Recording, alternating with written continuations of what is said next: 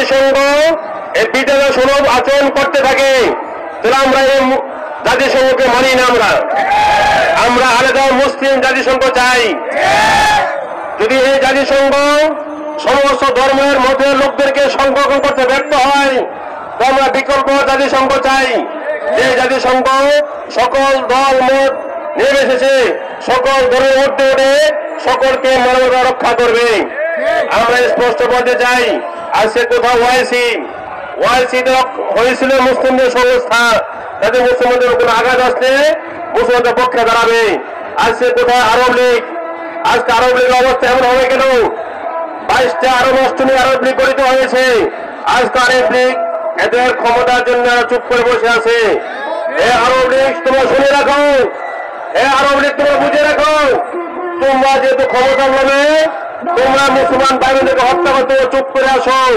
আমার তো মনে হয় সেই দিনের বেশি দূরে নয় যেই দিন তোদের আল্লাহর কদম নেমে আসবে। আমার তো মনে হয় সেই দিনের বেশি দূরে নয় যেদিন তোমাদের ক্ষমতা তস্তত হয়ে যাবে।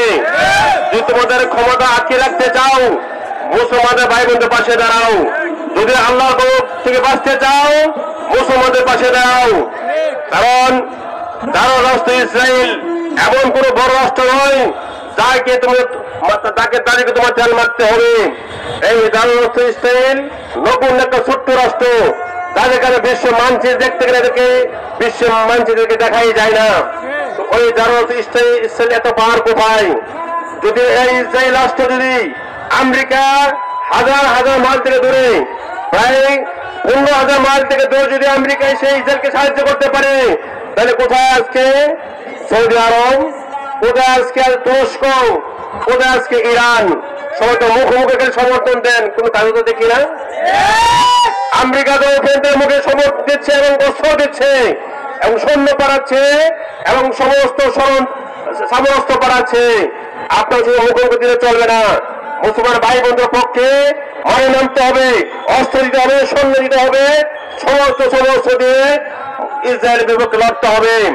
সুতরাং বাংলাদেশের সরকারকে বলতে চাই, আজকে দেখেন বাংলাদেশের প্রত্যেকটা আনাচে রাস্তাঘাট হাট বাজার সকলে মুসলমান ভাই বোন জাতি ধর্ম নির্বিশেষে স্কুল কলেজ ভার্সিটি হিন্দু বৌদ্ধ খ্রিস্টান সকল রাজ্যে একাকার হয়ে ফিলিস্তিন মুসলমান ভাইদের পক্ষে সংহতি জানিয়েছেন। পুরা বিশ্বের হরতালকে সংহতি জানিয়ে আমরা সকলে বাংলাদেশে আমাদের কাছে রাস্তা নেমে আসছি। যদি আপনি বাংলাদেশ সরকার বলবো আপনি অবশ্যই ফিলিস্তিন ভাইদের পক্ষে আছেন, আমরা বিবৃতি দিয়েছি দেখেছি আমরা, আপনার বিবৃতি দিয়েছে আমরা দেখেছি। যদি বিবৃতি দিয়ে চলবে না, আপনারা রাষ্ট্রীয়ভাবে কার্যকরী ব্যবস্থা গ্রহণ করুন। ওয়াইসিকে চাপ দেন, মুসলিম লীগ আওয়ামী লীগকে চাপ দেন, জাতিসংঘকে চাপ দেন। যেহেতু বর্তমান অন্তর্বর্তী সরকারের প্রধান উপদেষ্টা, আমরাকে শ্রদ্ধা করি, সম্মান করি। আপনার পুরো বিশ্বে অনেক সম্মান আছে, আপনার অনেক পাওয়ার আছে, আপনি বাংলাদেশকে মাথা উঁচু করে দাঁড়ানোর ব্যবস্থা করতেছেন। সুতরাং আমরা আশাবাদী, আমরা আশা ব্যক্ত করব আপনিও ফিলিস্তিনের পক্ষে পুরো বিশ্বের দরবারে জোরদার করে যুদ্ধ বন্ধ করার ব্যবস্থা করুন, অনতিবিলম্বে যুদ্ধবিরতি কার্যকর করুন। যদি এর কোনো ব্যত্যয় ঘটে তাহলে কিন্তু বাংলাদেশের মুসলমান পুরো বাংলাদেশের রাষ্ট্রীয় না মেনে পর্যবর্তী সীমান্ত লঙ্ঘন করে সীমান্ত ভেঙ্গে ব্যারিকেড ভেঙ্গে আমরা সমস্ত মুসলমান পীর সাহেব চমার নেতৃত্বে ফিলিস্তিন অভিমুখে লং মার্চ করতে বাধ্য হবে। আগামী দিনে যে কোনো কঠিন কর্মসূচি আসবে ফিলিস্তিনের পক্ষে সকলকে অংশগ্রহণ আহ্বান জানাচ্ছি। সর্বশেষ একটা কথা বলছি, যেহেতু আমাদের সাধ্য নাই, যেহেতু আমাদের থেকে প্রায় 6,000 মাইল দূরে ফিলিস্তিন, আমরা ওখানে চেষ্টা করে যাইতে পারি না। সুতরাং আমরা যদি সরাসরি যুদ্ধ করতে নাও পারি, আমরা এদেরকে অর্থনৈতিক ভঙ্গ করতে পারবো, এদের সমস্ত পণ্য বয়কট করবো, এদের যে কোনো পণ্য যখনই আমাদের সামনে পড়ে বর্জ্যের মধ্যে এগুলোকে আগুন দিয়ে জ্বালিয়ে দেবো। বর্জ্যের মধ্যে যে সমস্ত দোকানদার ভাইরা, যে সমস্ত ব্যবসায়ী ভাইরা আপনি এদের পণ্য কিনেন, আজ থেকে এদের পণ্য আর কেউ কিনবেন না। যদি তারপর পণ্য কিনেন বর্জ্যের মধ্যে আপনার দোকানকে বয়কট করবো এবং আমাদের দোকানকে আপনার সিঙ্গা লাগাই দেবো ইনশাআল্লাহ। সকলকে আগামী দিনের প্রোগ্রামে অংশগ্রহণ করে আমাদের শেষ করছি। আসসালামু আলাইকুম ওয়া রাহমাতুল্লাহি ওয়া বারাকাতুহু। এখনো যারা ঘরে বসে আছে মুসলমান, এখনো ফতুয়াবাজি করে, একটা ফতুয়ার কথা শুনিয়ে আমার কথা শেষ করব। আমাদের প্রিয় নবী জনাবে রাসূলুল্লাহ সাল্লাল্লাহু আলাইহি সাল্লাম মুস্তাফাজুদ দোয়া ছিল, আল্লাহর কাছে হাত তুললে আল্লাহ দোয়া কবুল করতেন। এখন যারা ফতোয়া দেয় আমরা কি করব, আমরা ফিলিস্তিনের জন্য দোয়া করি?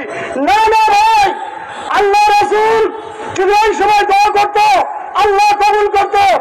ওই সময় দোয়ার সাথে সাথে 28টা যুদ্ধে আল্লাহ রাসূল নেতৃত্ব দিয়েছে। আর যদি আমরা যদি দোয়ার সাথে সাথে অস্ত্র না তুলি আল্লাহ রাসূলের সুন্নাত আদায় হবে না।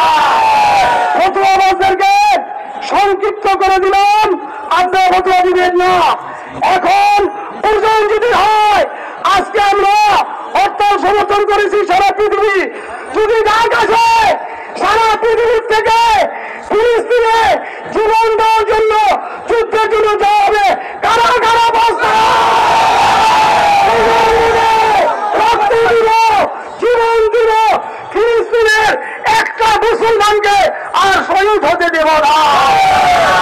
যখন ডাক আসবো সারা দিবেন ইনশাআল্লাহ। আজকে আর কথা বলবো না, কাজে বিশ্বাসী। যখন যে অবস্থায় ডাক দিব মাঠে আমরা ঝাঁপিয়ে পড়বো ইনশাআল্লাহ। এখন বিক্ষোভ মিছিল